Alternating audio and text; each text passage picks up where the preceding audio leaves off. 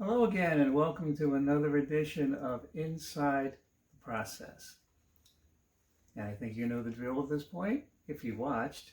If you haven't watched and you're new, I'm glad you're here. Uh, I do these twice a week. Formerly they were live streams, now they're recorded videos that are premiered on YouTube. One, the Piano for My Friends Hour, is where I kind of do the cocktail piano hour thing with my own unique, spontaneous meanderings, or as one reviewer put it, the mouse in the maze looking for the elusive piece of cheese. Hmm. Uh, and where I take you inside experiences and thoughts about making music and such, and that's what we're doing tonight. If I remember, and I keep forgetting in this new format, to put the link to my website support page if you're interested in finding the tip jar or encouraging me, supporting me in what I do. Appreciate your consideration to that. So, the title or the topic for tonight is Go Ahead and Rain on My Parade. What do I mean? Well, I'll get to the punchline. Of my musical activities, especially coming up as a younger musician, marching band was not among the favorite for me. And I know that steps on the toes of some people, and marching band is really, really a thing. My oldest son was really into marching band, and it is a thing. But it wasn't my thing. Although I love this time of year. Love. This is like, yeah, my time. And we're just starting to feel it just a little bit where I live on the eastern shore of Maryland. We really hadn't had many leaves turn yet, but it's coming. And, the mosquitoes go away. The geese, winter geese, come back. They've already started coming. And there's a pond right off my property. And they live there all winter, starting in the fall. I love it. So that's the good thing. My favorite time of year.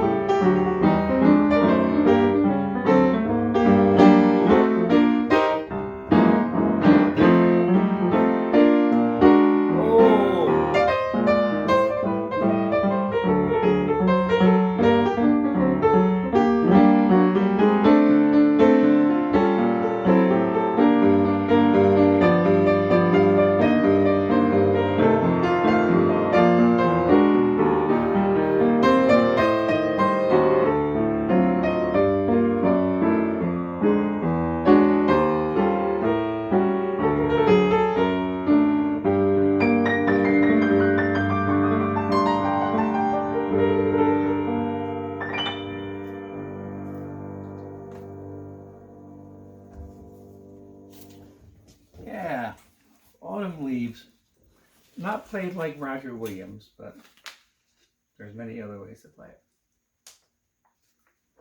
Last I checked, that wasn't Roger Williams. So, I'll have to say, though, at this point, there's a twinge of PTSD. Is that the right letters? Yeah. Over marching band. Just wasn't my thing. It didn't start out that way. It wasn't high school. I think some experiences in high school. And, temperamentally, I'm the kind of freewheeling player.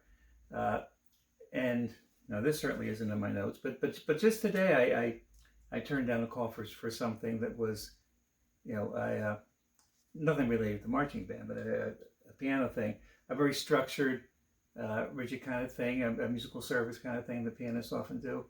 And, at this point I kind of know who I am, and I could probably get it done with some, stress, but it's like not who I am. And at this point in my life, I can live and be who I am. But I guess I kind of always knew who I was, even when I hadn't figured it out, if that makes any sense. So my initial experience with marching band, which wasn't negative, was in the Boy Scouts. I don't know if I've ever told you my Boy Scout stories, or any of them. Well, I'll just get to the punchline of one of the stories I tell in case I didn't, but now I'm going to give it away. If you were to vote in your yearbook of people you know for most unlikely to be an Eagle Scout, you might choose me, and you'd be wrong.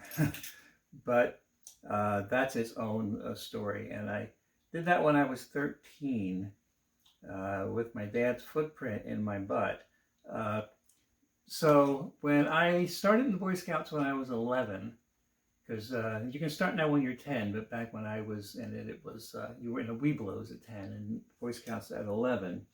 I was looking for all of the, alternative merit badges you can get, because you had to get a bunch of them, and you had to get your typical wilderness ones, but a lot of them were electives.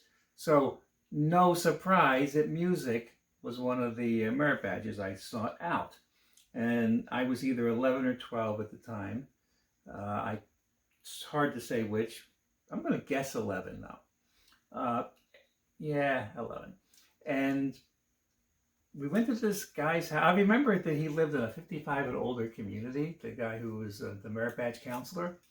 And I just thought that was the strangest thing, because I was 11 and what was 55 is ancient, Now it's like, that looks appealing, but I don't want to ever move again. We went through all these things, but then one of the activities that I had to do was join a marching band. I think it was specifically a marching band. Now, at that point, I didn't play any other instruments other than the piano. This is before I was in middle school and started playing baritone horn, and got in high school and played brass instruments. So I don't know where the glockenspiel I played was produced, or where it came from, or how it materialized. But I found myself in a community marching band playing the glockenspiel, which is just basically the bells, right? And of course I could read music, I could put the little clip on, I could do my thing. I remember causing a bit of a ruckus for my ignorance in one of the rehearsals. The trumpet player was sitting in front of me, and I think we were tuning or doing something, and he wanted his note, or we were matching notes. I didn't realize that the trumpet played, the notes are written in a different key. It's a B flat instrument as opposed to a C instrument. And so I'm making this fuss. Well, wait a minute, something's wrong with my glockenspiel, because the C is a B flat. What's wrong? And I actually had everybody going for a while until I was, be quiet. But it was kind of fun. I remember a parade on the boardwalk in the Atlantic City or Ocean City or something. It's a cool experience for an 11-year-old, right?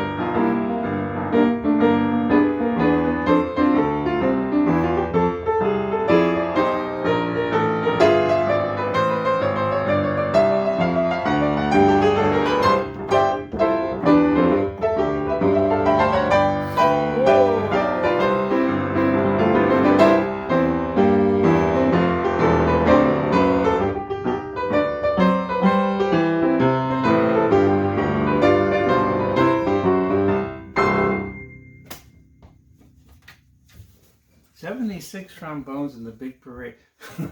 Where are you going to find 76 trombones? Where are you going to find 6 or 7 trombones? It's a whole different universe. No trombones in that marching band. I forget the name of the band. It met at Meffrey Hall in Mount Ephraim, New Jersey. It might have been the Meffrey something band. No trombones, but soon enough, I was playing trombone and baritone horn and French horn, but primarily trumpet in the high school bands. Starting, as I said, in middle school with baritone horn. But when I get to high school, I discovered that if you wanted to be in anything in high school music, you had to play in the marching band. And I wasn't opposed at the time, and played in the concert band. And I didn't play piano in the jazz band until I was at least a junior. Yeah, I would have been a junior. Because there was already piano players for the band, so I played trumpet, and that was my thing. I wanted to play in the stage band, and go to the trips and competitions and all that. So I was pretty much immersed in everything as a trumpet player. Not a very good one, honestly. Never had the chops. I also, this is actually an interesting topic, not for now, but I understand it now that I'm not really a line or a linear kind of player. And I've talked about this at one point, I believe, where, especially in jazz, you learn lines. You learn, single note things that are melodies, and, Charlie Parker's Donalita comes from back home in Indiana, or whatever. But I always had trouble kind of confining myself to that. Which is when you play an instrument, it only plays one note at a time. That's all you can do, And for me, playing the piano is a two-handed exercise, and it's always about the context of everything that's happening at once, not just a single stream of notes that I can't seem to focus on or pay attention to or something. So not the greatest trumpet player, and really couldn't pull off the glissandos very well in a tune like this.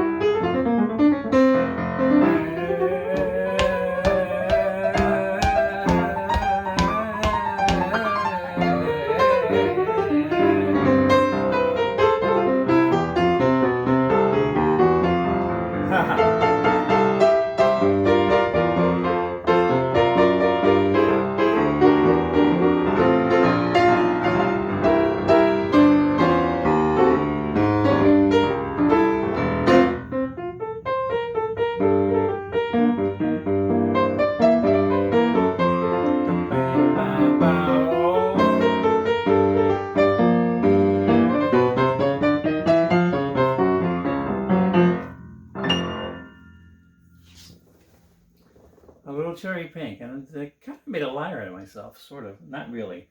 But it's funny when I go in this thing about I'm not really a line player, and then I just start playing lines. But that's that's one of the many things that can happen when I play. And the trick is to have the spigot open so whatever wants to come out at that moment can. I can't force something out. And I'm grateful that I can live a musical existence that pretty much allows me to center on who I am and on what I do. Uh, and I've mentioned this before if you've watched, my musical existence was really enhanced by the experience of playing trumpet in the high school bands, not just the marching band, but the concert band.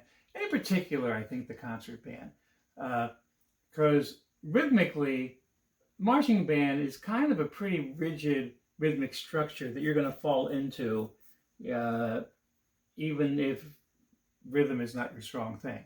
And I won't say that rhythm was never my strong thing, but what I will say is that I came up in what I term the solo piano bubble, which is detrimental to pianists. Because music making is a cooperative activity. It always has been.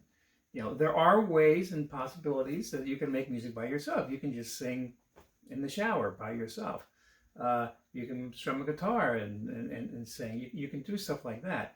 But as an overall activity, it's typically something that people do together. And in order to do it together, there are, places where you have to meet and agree. And the idea of time and feel is that primary thing. And it's not something that comes automatically or easily to a lot of people. Hence, the stereotypical, grind your nails on the chalkboard piano recital for small children, where you're hearing, and I'm oversimplifying just to make the point, but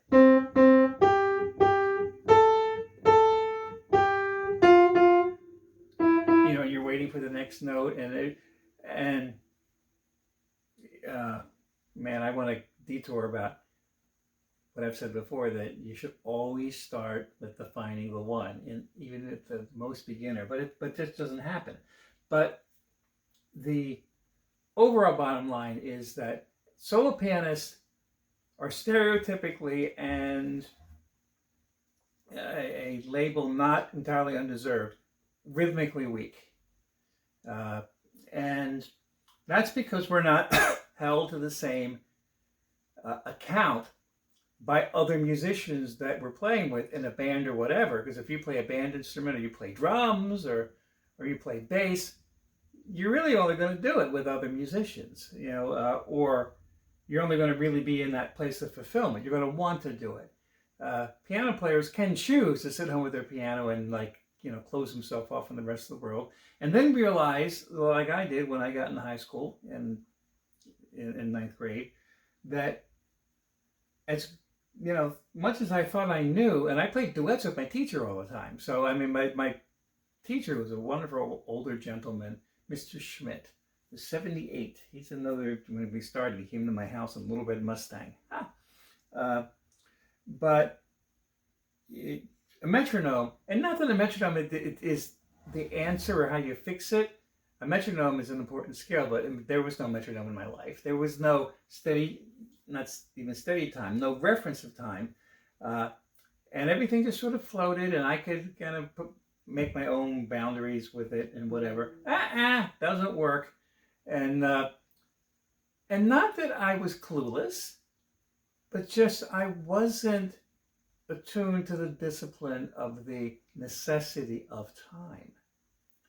And that experience, and I can recall when I talk about it, the place I put myself in my memories is sitting in the band corridor in concert band rehearsal.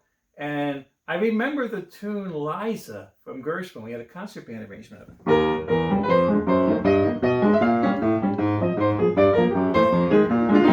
And I'm realizing, and it wasn't quite like that, but the tune, that I wasn't cutting it. And it was a good time for me to learn. And I guess all along the way, I have been pretty good about recognizing when I'm given an opportunity to learn something and then seizing it and doing it. Because one of the things I'm known for as a solo pianist is time, you know, and I was able to overcome the typical stigma of solo pianists. And for me, you know, rhythmic solidity. Now, of course, I speed up everything. That's a whole nother thing, but that's a little independent of this. I'm kind of in that Dave McKenna swing on my own model, and he sped up everything too. Everybody either speeds up or slows down. So even though I might rag on some of my high school music experience, it was really invaluable. So in order to demonstrate the idea of the time, I've got a metronome here, and often I hide this Bluetooth speaker, which I don't know if it's in view or not. I think it is. Yeah, for $20, and it actually has a really good bottom end, a sort of a subwoofery thing coming at the back. So this is my friend here who accompanies me on things if I listen to music or play the metronome or whatever. So I hope this doesn't bother you. It's actually, I wouldn't normally put it this loud in the background. But I have a metronome as a soundtrack for a lot of the time. And it just, you know, centers me in time. It's not that I'm even counting it. No, I'm just feeling it. But I can interact with it like it were another musician. Put the count on 2 and 4.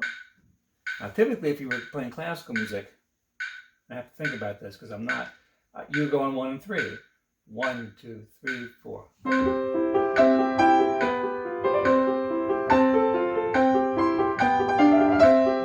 know, but when you really get into the meat and potatoes of like the jazz syncopated backbeat feel, you're going to put it on 2 and 4.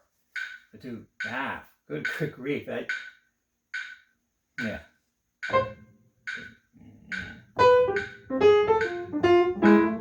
I got distracted by a video that I was just thinking about that I was watching with Harry Connick Jr.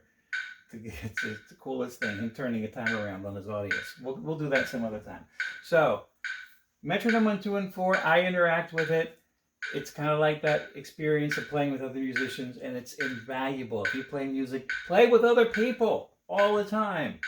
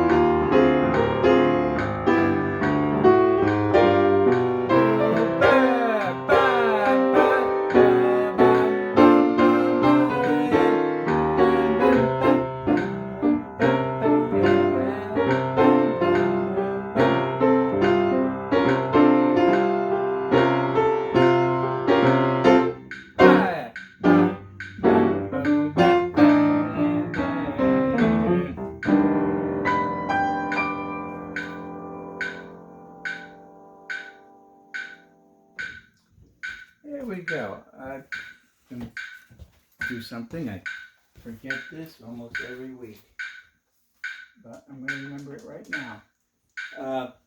Yeah, I left the metronome going because I like it.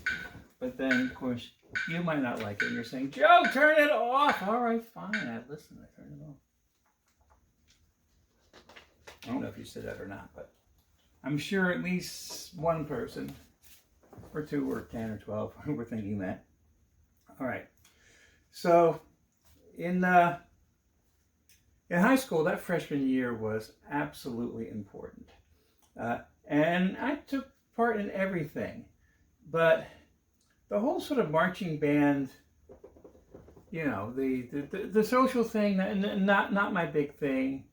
The structure, like always wondering where a bathroom was going to be when I needed it, to be frank.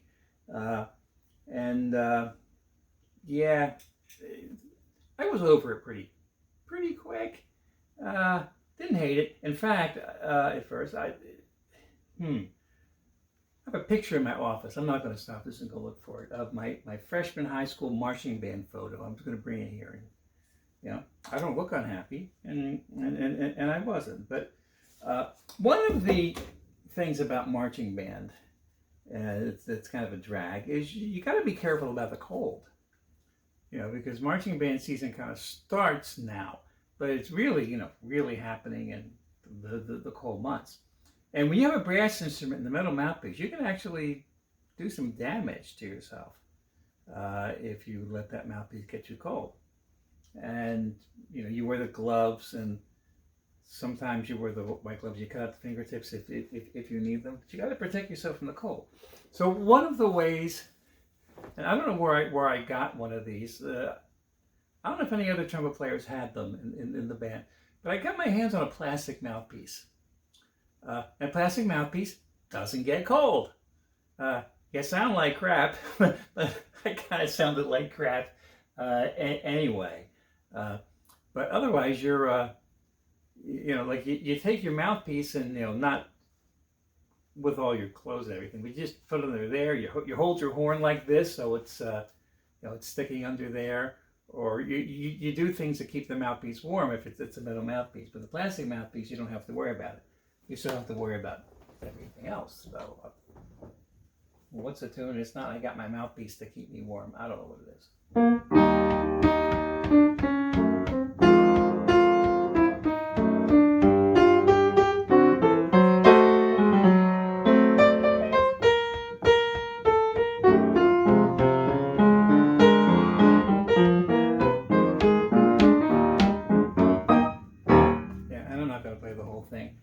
I was going to play it and I forgot that I really hadn't paid much attention to the tune, wasn't really super confident. I screwed it up a little bit and I put it in here, and I was going to actually be sneaky and read it, but I just told you about it here.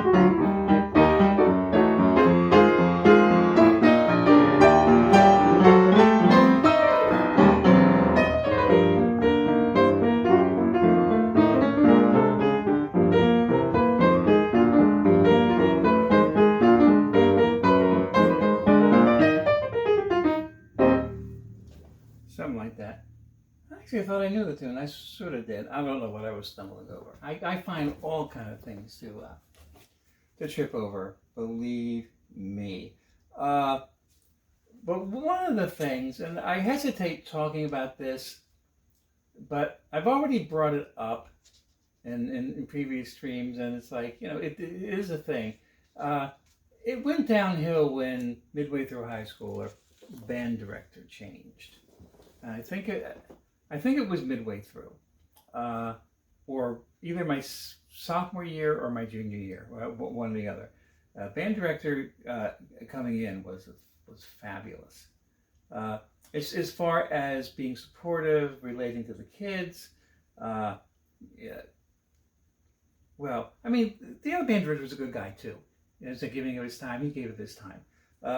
But he was agendized, let's put it like that way. He particularly didn't like me. And because he didn't like me, I didn't like him, and I'm not sure which came first. But the one thing that he would do is remind me that I was not a hip jazz player, and he was one of these, hipper than thou jazz guys, which is a big thing in the 70s. Because like jazz had really taken a turn beyond bebop. Bebop took it one way, and then the cool thing came, and then the fusion thing came, and I was still kind of in a trad jazz mode. And I told you the story of playing intermission riff in the high school rehearsal for jazz band, and I was playing fourth trumpet, so I got the solo, and he literally rolled on the floor laughing, stopping the band rehearsal because my solo sounded so ridiculous because I sounded like a Dixieland player. Yeah. So it's like, okay, I don't like you either. So that sort of soured me. So here's this story doesn't have anything to do with marching band, but I'll tell it, and I don't think I've told this one.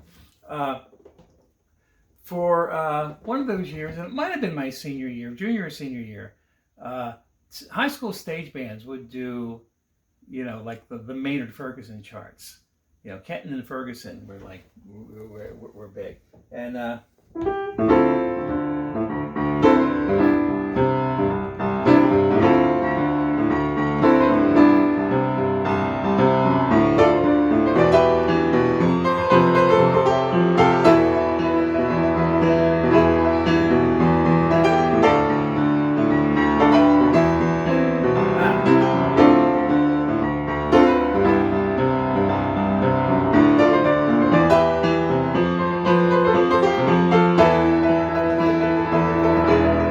etc. Right? The theme from Rocky, that was huge for Maynard.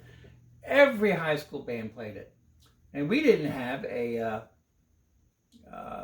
trumpet player who could do the Maynard thing, and the band director actually was a trumpet player, and I don't know how I got it. I guess I wound up collecting strange and varied mouthpieces, but I had a screecher mouthpiece, what we call the screecher mouth, really, really thin, narrow shell cup, wide rim, and it allowed you to play high notes that you couldn't play otherwise.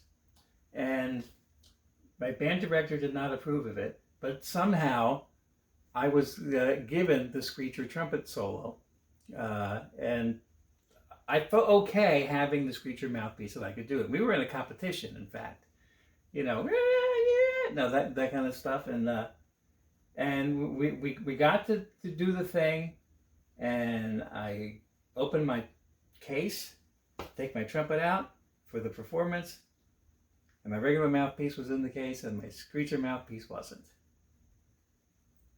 And I had my suspicions, but whatever happened to it, I had no prayer of doing it otherwise, and I had to play the Maynard solo an octave down while the judges were out there like, oh, some kid's going to play that. Wait, what? And yes, and rightly or wrongly, that also soured me to the band director. And then I would get him back. So the Mediri brothers so this was put up in my junior year because they were a year ahead of me. So junior year, we're having stage band rehearsal, and they're identical twins, right? And really, like, people had trouble telling them apart. They would have different frames of glasses. Paul had teardrop glasses. Joe had straight across the bottom, and they would wear different sweaters. They wouldn't wear completely matching clothes. So before one of the stage band practices, I persuaded them to change their glasses, switch sweaters, and sit in each other's section. And each of them could sort of, but not really entirely, play the other's instrument, but enough to get notes out. And I was sitting behind the band director because I wasn't on the risers, I was in the rhythm section. So I guess I was, as a junior, playing piano in a stage band by then, right? And because I was just like falling off my chair. Unfortunately, the band director didn't see it, at least initially. And we spent pretty much the entire rehearsal tuning the band because he would tune the trumpets, and Joe would play the note okay, to get it in tune. And then he'd go through the saxophones, and Paul would play his sax note okay. Then he'd start the band, and the trumpets out of tune because Joe didn't hold it together or Paul didn't hold it together. It just went back and forth, and he found out I was behind that. That wasn't cool. Oh my goodness.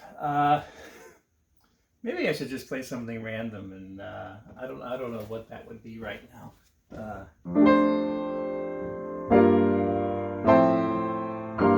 What song do I know about practical jokes or about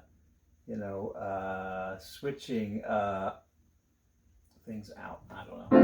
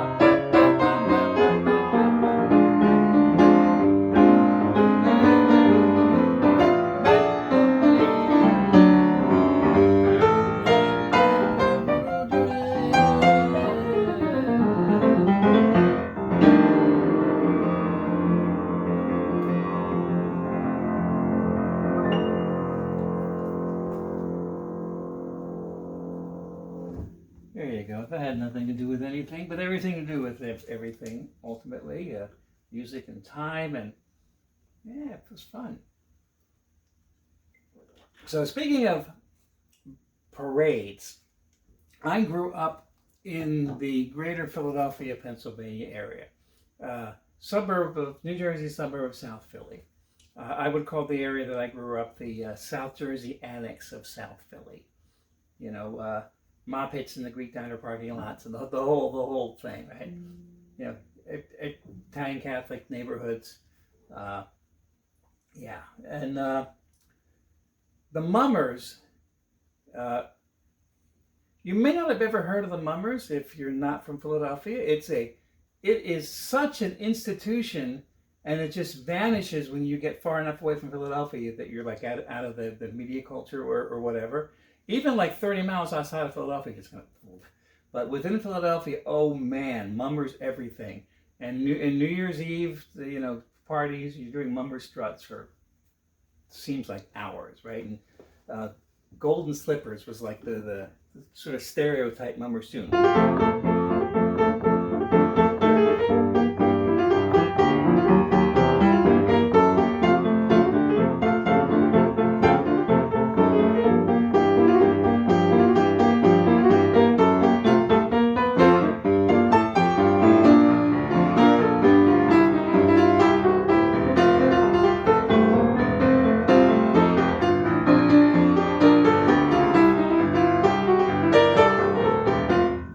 Just kind of goes on, and it's a lot of revelry. Let's oversimplify it and condense it to that. But it's also like its own take on marching band. It's something that the people who do it are so devoted to it, and it's something they work on all year with fancy, expensive costumes but like banjos and saxophones. I don't know if they've changed the rules, but I think you're only allowed banjos and saxophones if you're strumming in the parade. But what would happen is they would, and I think they paid a little bit, I don't recall, but they would get high school kids, they would recruit them. And I remember like having the opportunity, like nope. And you stand on the sidelines and you play in like a support band. But oh my goodness, no, not going to do it. And no disrespect to the Mummers intended, that just wasn't my thing either. And later in life, we moved south and out of the Philadelphia market. I'm about 2 hours from Philadelphia now, but it's like the Mummers are completely off my radar screen. In fact, before I did this, I haven't thought about the Mummers in a long time. I looked up on online to see if the Mummers were still going, and yeah, they are. I just watched the video that their parade last year was canceled by the mayor for COVID, but a whole bunch of them got out there and reveled anyway. Because they're not going to be denied their Mummers thing. But cool. So that kind of leads me to one more parade story. And I don't know how coherent this whole thing was, but I'm just recalling some experiences ultimately and called it Go Ahead and Rain on My Parade, because I don't want to be in the parade, but parades are fun, to watch. And I remember one parade I was hired to play on a float, a Christmas parade or Thanksgiving parade. I don't know if this still happens, but I think Macy's kind of started the tradition that Santa Claus would ride in the back, the last float of the Thanksgiving parade. And then the symbolism was that when Thanksgiving was over, because the parade ended, then Santa Claus could show up. And the Christmas season started. And I think he actually walked into Macy's and, sat in his Santa Claus throne or something like that. And then, let the Christmas season commence, and Santa Claus is now here because we're done with Thanksgiving, which is not the case anymore. And I think I recall this when I talked about I don't know what I talked about anymore, so I'm going to be repeating some stories as we go. But my mall food court gig, where everything turned into Christmas music entirely, back wall to wall, when Santa Claus showed up, which the first few years I did it was the day after Thanksgiving. Black Friday is when Santa Claus showed up. But then a few years in is when they started inching it forward. It was the week before, and then it was 2 weeks before Santa Claus came. And when that started happening, and I had to play Christmas music when people didn't want to hear it, like say November 18th or something, but that's what it is, and Santa Claus was there. So we didn't respect those traditional Thanksgiving Santa Claus boundaries, but This parade in Salem, New Jersey that I was on did. I guess I was in my late 20s or something, and I got this call to play the parade and play in the Santa Claus float at the end, which was actually really cool, except that I had trouble finding the start of the parade because they had roads closed and everything, and yeah, I couldn't find my way, and I did make it to the float about 30 seconds before it pulled off. Whew. And so I didn't get a chance to, really catch the scene or talk to anybody. But there was a fender roads with a generator all set up for me on the cab and the driver, and the very, very long float. And on the far end was Santa Claus, but in this case there were no presents in Santa Claus's sleigh. There were children from the Sunday school of a local church, and the pastor, the minister of the church, was with them, supervising, supposedly, them. Turns out he might have needed supervision, but yeah. But I knew what I needed to do. I was playing holiday music, mostly just Happy Christmas stuff, so that when Santa Claus is coming by in the float and everybody could sing Christmas song, here comes Santa Claus, here comes, better watch out, better not cry, let it snow, let it snow. Why am I singing? Ooh. And all was fine until I started playing Winter Wonderland.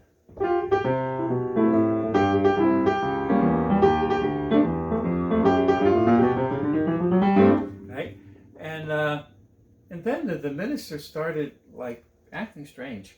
And he's like pointing to himself, and he's jumping up and down trying to get my attention. Like, you're weird, fella. And so I had to ignore him because he was like distracting. And like, go play with the kids, do something, yeah. And now think of the lyrics to Winter Wonderland, particularly the bridge, okay? And so we get down the parade, and I had forgotten about it, and he walks over to me when we get off the float and says, I'd like to introduce myself to you. I'm Parson Brown. Like, okay, in the meadow, we can build a snowman and pretend that he's a circus clown, but first verse, and pretend that he is Parson Brown, right?